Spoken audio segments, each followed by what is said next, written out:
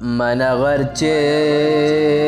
تیر خاکم دل کیست برگسازم به نظاره جمالی چو ستاره دیده بازم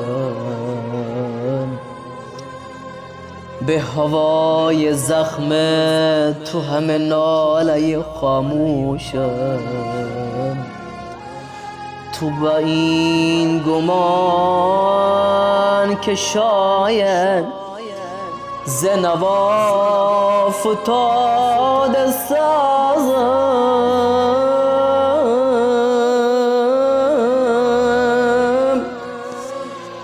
به ضمیرم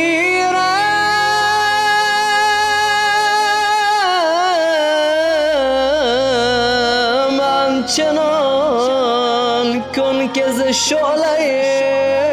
نوایی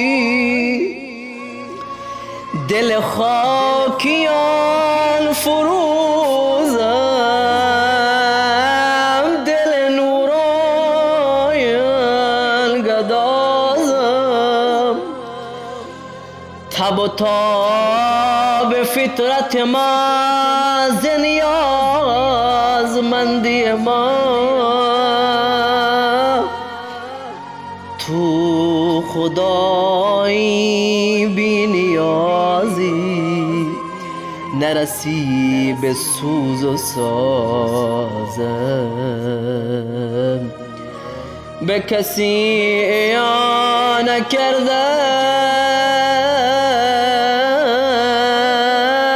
ز کسی نهان نکردم غزل آنچنان سرودم که برون فتاد